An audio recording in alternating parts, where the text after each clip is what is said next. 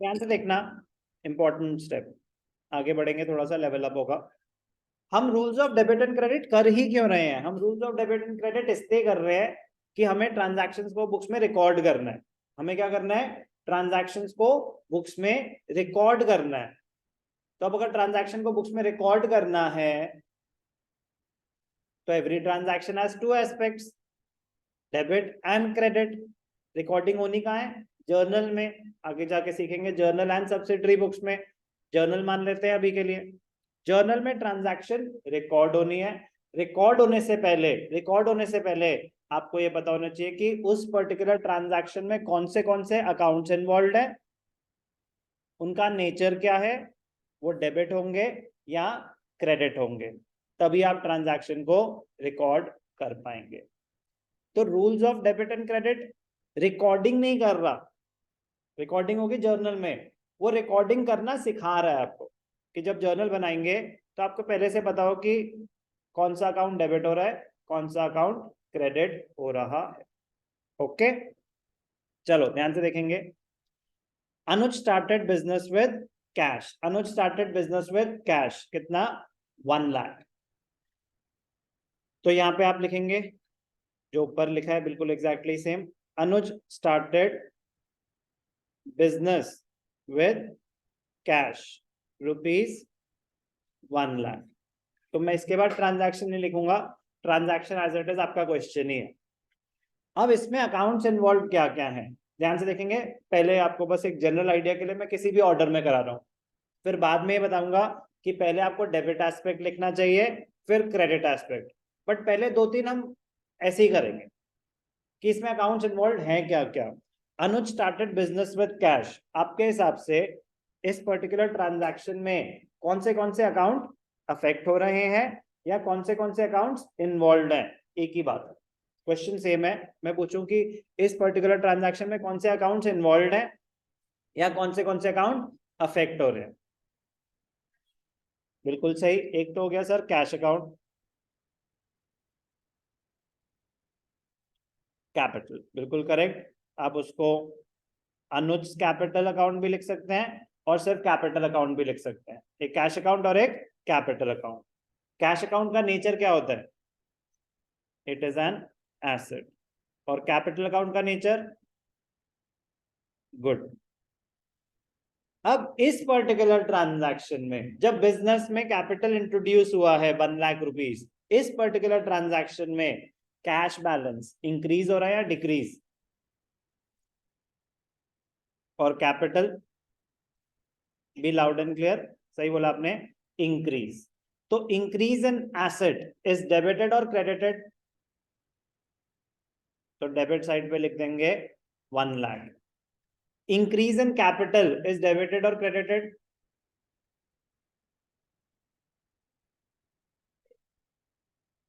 कोई डाउट? कोई भी डाउट? क्लियर? ऐसे होगा। Second, deposited cash into bank for opening an account. आप बताएंगे accounts involve, cash deposited in the bank for opening an account. तो पहला तो डाउट ये आएगा कि सर हम बिजनेस में और पैसे लेके आए या जो कैश आया था उसमें से ही हमने बैंक में पैसे डिपॉजिट करे? तो पहले तो इसका बताएंगे आप कि हम और पैसे लेके आए या जो पैसे पड़े हुए थे उसमें से ही कुछ बैंक में डिपॉजिट कराए। Deposited cash in the bank, जो कैश मेरे पास पड़ा है उसमें से ही डिपॉजिट करा। अगर और लाए होते तो लिखा होता है एडिशनल कैपिटल इंट्रोड्यूस्ड या कुछ ऐसी टर्म दे रखी होती है कि transferred money from personal account into the business account. But ऐसा तो कुछ नहीं है, ऐसा तो कुछ नहीं है। तो जो आपके पास कैश पड़ा हुआ था वो बैंक में डिपॉजिट करा है। सुनने पे ध्यान देंगे please. Accounts involve, accounts involve, क्या क्या बोले? करेक्ट, सिंपल रखो ना, कैश अकाउंट और बैंक अकाउंट। अब ध्यान से देखना, कैश अकाउंट और बैंक अकाउंट नेचर दोनों करेक्ट। कैश, बिजनेस में कैश आया, बिजनेस में कैश आया या बैंक में डाला? बैंक में कैश डाला है, तो कैश डिक्रीज हो रहा है, बैंक बैलेंस इंक्रीज हो रहा है। Clear? Cash asset decrease, asset कम हो गया, एसेट कम हो गया तो क्या होगा? क्रेडिट। कितना है? 50,000। कितना है? 50,000। और बैंक बैलेंस बढ़ गया, increase in asset is debited. कोई भी डाउट? कोई भी doubt? Next, withdrew cash for personal use. Withdrew cash for personal use, bank से विड्रॉ करे या बिजनेस में कैश पड़ा हुआ था वो? पहला डाउट तो यही होगा कि बाद में आएंगे अकाउंट्स इन्वॉल्व पे, पहले ट्रांजैक्शन समझते हैं। Withdrew cash for personal use, bank से पैसे विड्रॉ हो रहे हैं या बिजनेस में कैश पड़ा हुआ है उसमें से कुछ कैश घर ले गए? बिजनेस में कैश पड़ा हुआ है वो घर ले गए, नॉट श्योर। कैश, कोई कहता है बैंक कैश है, बैंक से होगा तो वो खुद बताएंगे। Withdrew cash from bank for personal use, समझ आई बात? तो cash for personal use, business में कैश पड़ा हुआ था वो विड्रॉ कर लिया, अकाउंट्स इन्वॉल्व। एक तो हो गया कैश अकाउंट, करेक्ट। दूसरा हो गया ड्रॉइंग्स अकाउंट। कैश का नेचर, ड्रॉइंग्स का नेचर कैपिटल, ड्रॉइंग्स का नेचर कैपिटल। इस पर्टिकुलर ट्रांजैक्शन में cash withdrawn for personal use, business से घर ले गए, तो कैश बैलेंस इंक्रीज हो रहा है decrease? Decrease. Capital, correct, drawings lead to decrease in capital. Asset decrease, debited या credited? Correct, capital decrease, debited. कोई डाउट? कोई भी doubt? Withdrew cash from bank for office use, withdrew cash from bank for office use, withdrew cash from bank for office use. अब आपने bank से cash withdraw करा office use के लिए, अभी कैश विड्रॉ करा है या कोई खर्चा हो रहा है? अभी कैश विड्रॉ करें, अभी कैश विड्रॉ करें, अभी बैंक से कैश विड्रॉ करें। अकाउंट्स इन्वॉल्व, अब ध्यान से देखना, अभी हो गई जनरल इंट्रोडक्शन, हो गई, समझ आ गया क्या करना है? अब आपने माइंड में सोचना है अकाउंट्स इन्वॉल्व, माइंड में सोचना है उनका नेचर, माइंड में सोचना है कि वो इंक्रीज हो रहे हैं डिक्रीज हो रहे हैं। पहले मुझे डेबिट एस्पेक्ट चाहिए, पहले क्या चाहिए मुझे? Debit aspect. जो लिखूंगा पहले डेबिट एस्पेक्ट लिखूंगा फिर क्रेडिट एस्पेक्ट लिखूंगा, ठीक है ना? तो दिमाग पे थोड़ा सा जोर एक्स्ट्रा डलेगा। तो चलो, accounts involve, withdrew cash from bank for office use, accounts involve. एक हो गया कैश अकाउंट, बिल्कुल ठीक। दूसरा, करेक्ट, कैश अकाउंट और बैंक अकाउंट। अब मैं लिख नहीं सकता क्योंकि पहले मुझे डेबिट एस्पेक्ट लिखना है। अब ध्यान से देखना, सबसे आसान तरीका, कैश और बैंक इन्वॉल्व है, एक को पकड़ लो। अभी कैश का नेचर क्या है? एसेट। मैंने बैंक से कैश विड्रॉ करा, एसेट इंक्रीज हो रहा है या डिक्रीज? कैश की बात हो रही है अभी, बैंक से कैश विड्रॉ करा, कैश बैलेंस इंक्रीज हो रहा है या डिक्रीज?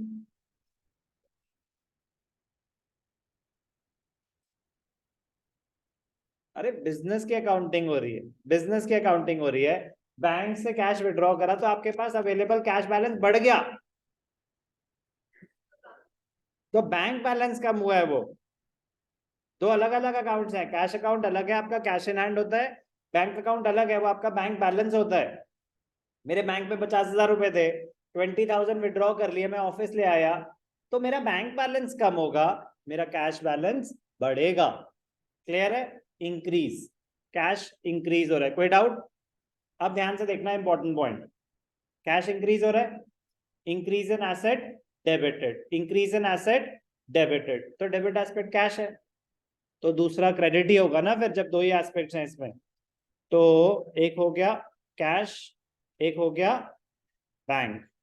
तो कैश एसेट इस पर्टिकुलर ट्रांजैक्शन में इंक्रीज कितना? फोर्थ 10,000। तो दूसरा क्रेडिट ही होगा, बैंक क्या है? Again asset decrease. Clear? Fifth, received a cheque from debtor, important है, ध्यान से देखेंगे। Received a cheque from debtor Shyam, deposited Shyam's cheque the next day. अब एक नई चीज सीखेंगे, ध्यान से देखेंगे, इंपॉर्टेंट है, important note. If a check is received, if a check is received and is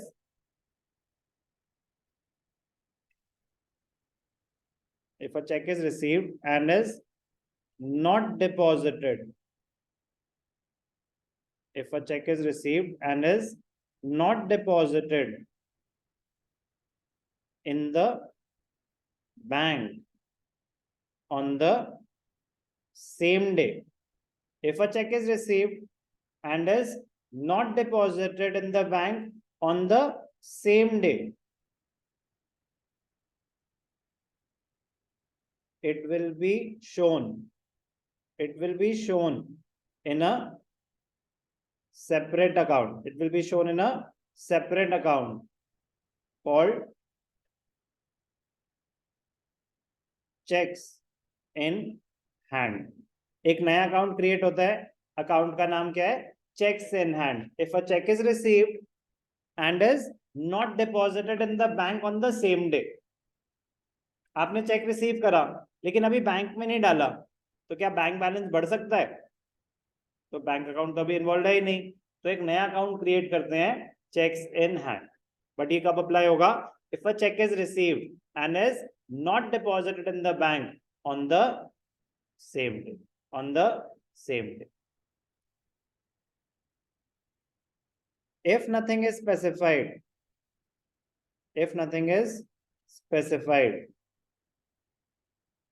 check is deposited in the bank on the same day. अगर क्वेश्चन में कोई इंफॉर्मेशन नहीं है, जैसे यहाँ पे तो स्पेसिफाइड था ना, तो आगे क्वेश्चन जब भी चेक आए तो आगे क्वेश्चन पढ़ लेना चाहिए कि डिपॉजिट के बारे में कुछ मेंशन है कि नहीं है. अगर पूरे क्वेश्चन में कुछ मेंशन नहीं है तो हम अज्यूम करते हैं कि सेम डे डिपॉजिट हो गया होगा. जैसे लिखा है चेक रिसीव फ्रॉम राम और कुछ नहीं बताते पूरे क्वेश्चन में उसके बारे में, तो हम अज्यूम करेंगे कि जिस दिन चेक आया था उसी दिन बैंक में डिपॉजिट हो गया. समझ आई बात? कोई भी डाउट? समझ आया मैंने क्या बोला?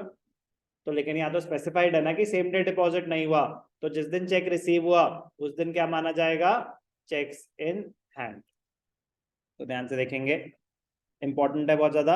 Received a cheque from Shyam, debtor है हमारा. चेक, अब माइंड में सोचेंगे accounts involve, cheques in hand. Cheques in hand, cheques in hand का नेचर क्या होता है? एसेट है. कैश में कन्वर्ट होगा ना बड़ी शॉर्टली, एसेट है. एसेट इंक्रीज हो रहा है डेबिट, तो डेबिट एस्पेक्ट क्या है? Cheques in hand. पहले मुझे डेबिट एस्पेक्ट ही लिखना है. चेक्स इन हैंड किससे आया है? डेटर का नाम दे रखा है तो नाम से अकाउंट क्रिएट होगा, Shyam. Checks in hand asset, debtor भी हमारा asset. Checks in hand increase हो रहा है और दूसरा डिक्रीज हो रहा है. चेक्स इन हैंड कितने हैं? 5000. बात समझ आई? कोई भी doubt? Clear? Deposited Sham's cheque the next day, deposited Sham's cheque the next day. अब नेक्स्ट डे चेक बैंक में डिपॉजिट हो रहा है तो अब बैंक अकाउंट इन्वॉल्व होगा और शाम दोबारा दे रहा है पैसे. Checks in hand. शाम का तो खत्म हो गया ना, वो तो भाई साहब चेक देके चले गए. अब बैंक अकाउंट और चेक्स इन हैंड, अब बैंक में डिपॉजिट हो रहे हैं तो बैंक बैलेंस बढ़ जाएगा. इंक्रीज इन एसेट डेबिटेड, तो डेबिट एस्पेक्ट क्या होगा? Bank account. दूसरा क्या है? Cheques in hand. Asset, asset, asset increase, asset decrease. Asset increase कितना? 10,000. 10,000. कोई भी डाउट? सॉरी, वो मैंने अमाउंट गलती से मिसरीड कर लिया. वो एक्चुअली यहाँ दे नहीं रखा था ना, मैंने नेक्स्ट रीड कर लिया. यहाँ इसलिए नहीं दे रखा था क्योंकि यही तो था जो चेक डिपॉजिट हुआ होगा. जो चेक आया वही तो एक दिन में डबल. कोई डाउट? क्लियर है अभी? 7th, paid to a creditor Mahesh by check. Paid to a creditor, payment करी है महेश को चेक से. Accounts involve. एक हो गया महेश और बैंक. एक एक करके बात करते हैं. महेश का nature liability, creditors and liability. जब हम पेमेंट कर रहे हैं अपनी लाइबिलिटीज की, तो लाइबिलिटीज बढ़ रही हैं कम हो रही हैं? कम हो रही हैं. अपनी लाइबिलिटी उतने से कम हो गई ना हमारे ओइंग्स. तो डिक्रीज इन लाइबिलिटी डेबिटेड या क्रेडिटेड? डेबिटेड. तो क्या हो जाएगा? महेश और चेक पेमेंट है बैंक. महेश क्या है? Liability. Bank asset. Liability decrease. Payment हुई है asset decrease. Decrease in liability debited. Decrease in asset credited. कोई डाउट? क्लियर? ऑनलाइन वालों समझ आ रहा है क्या हो रहा है? Paras, are you there? Yes sir. 102 sir. हाँ यस सर, समझ में आ रहा है. ठीक. Paid salary to staff. Paid salary to staff. तो अकाउंट्स इन्वॉल्व क्या है? Paid salary to staff. एक सैलरीज कुछ मेंशन नहीं है तो कैश में होगा. सैलरीज एक्सपेंस है. Increase in expenses. सैलरीज का नेचर क्या है? एक्सपेंस. तो जब हम सैलरीज पे करेंगे, एक्सपेंसेस बढ़ रहे हैं कम हो रहे हैं? जब हम सैलरीज पे करेंगे, हमारे एक्सपेंसेस बढ़ रहे हैं या कम हो रहे हैं?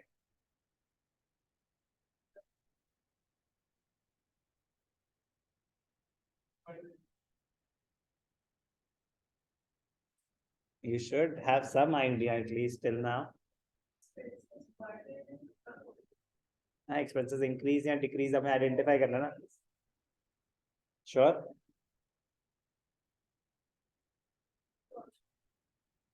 हाँ जी, वो भी जनता की राय.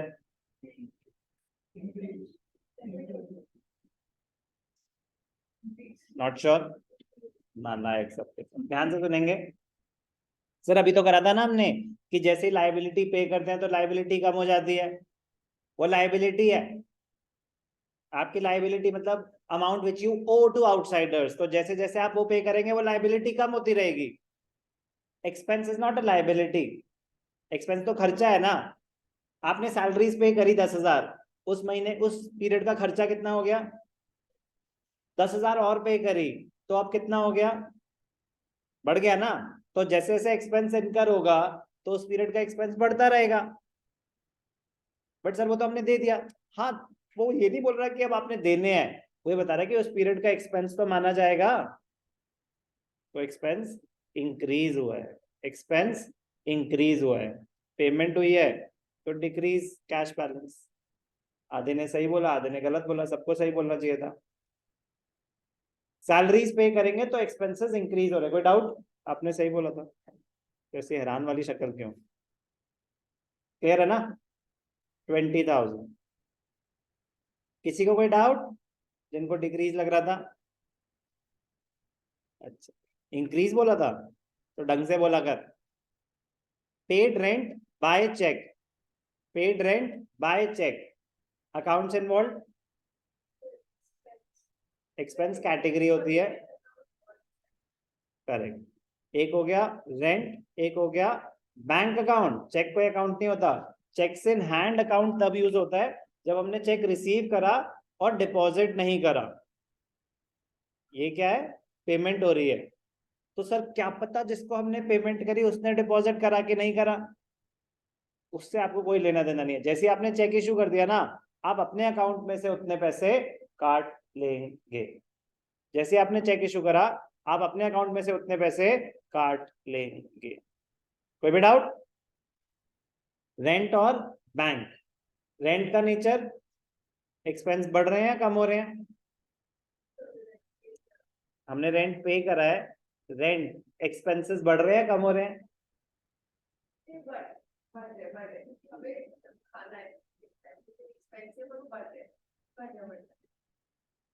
एक्सपेंस है या लाइबिलिटी है? हाँ, तो मैं वही कह रहा हूँ ना कि डिस्कस करके ही क्लैरिटी बढ़ेगी. एक्सपेंस बढ़ रहे हैं कम हो रहे हैं? श्योर 100%। तो नॉट श्योर से श्योर में आने में कितनी देर लगती है कभी कभी?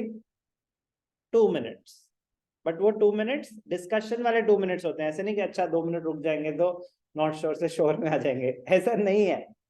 तो मैं कह रहा हूँ कि कोई बात नहीं, 2 के 20 लग जाए, बट क्लैरिटी के साथ आगे बढ़ोगे तो आगे की लाइफ इजी होगी। तो if you are not sure then discuss again. Expense ये बता रहा है कि मुझे उस पीरियड का ना प्रॉफिट निकालना है, तो मुझे ये आइडेंटिफाई करना है उस पीरियड के रेवेन्यूज क्या क्या है, उस पीरियड के एक्सपेंसेस क्या क्या है। तो जब मैं रेंट पे करता हूं तो मेरा खर्चा बढ़ रहा है या कम हो रहा है?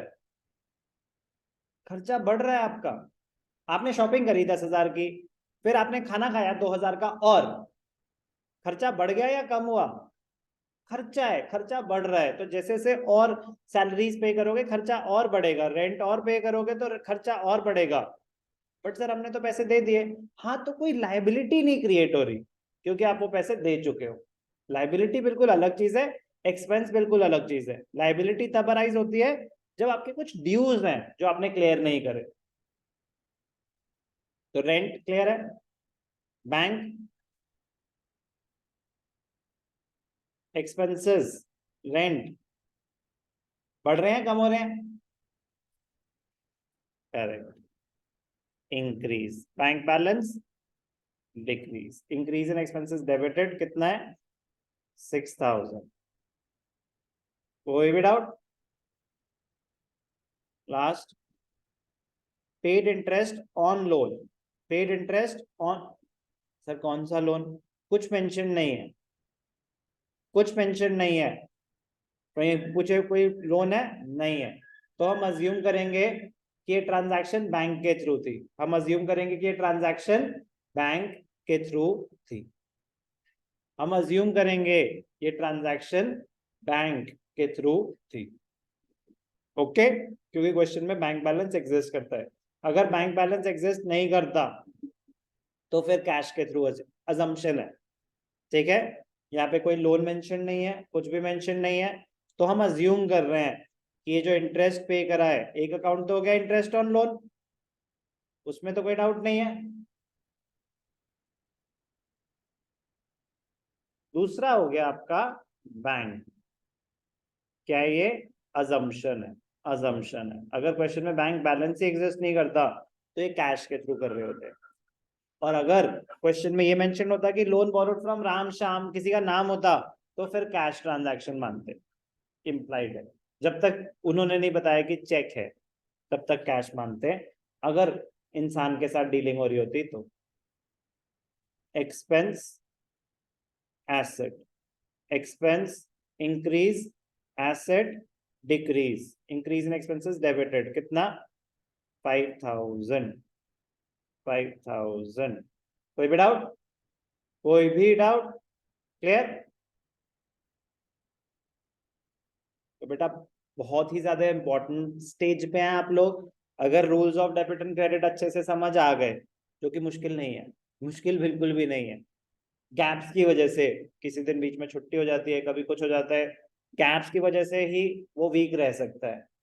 बट मैं आपको ये बड़ी क्लियरली बोल दूं कि अगर ये वीक रह गया, अगर rules of debit and credit weak रह गया, तो आप रिकॉर्डिंग नहीं कर पाओगे ढंग से। रिकॉर्डिंग नहीं कर पाओगे ढंग से अगर rules of debit and credit weak है तो। रिकॉर्डिंग नहीं कर पाओगे तो क्लासिफिकेशन नहीं कर पाओगे, क्लासिफिकेशन नहीं कर पाओगे तो समराइजिंग नहीं कर पाओगे, तो जीरो हो जाएगी अकाउंट्स। फिर हमें कुछ और ही एरिया ऑफ इंटरेस्ट ढूंढना पड़ेगा। तो this is the most crucial stage of class 11, understanding the rules of debit and credit. और बहुत आसान है, बहुत ही ज्यादा आसान है। गैप मत आने देना, किसी भी चीज का रीजन समझना है तो दोबारा पूछ लेना। 5 बारी पूछ चुके हो तो 6ठी बारी पूछ लेना, क्योंकि अगर नहीं समझ आ रहा तो नहीं समझ आ रहा ना। बट मैं कह रहा हूँ कि प्लीज क्लैरिटी के साथ आगे बढ़ोगे तो आगे की ना लाइफ बड़ी आसान और इंजॉयबल हो जाएगी।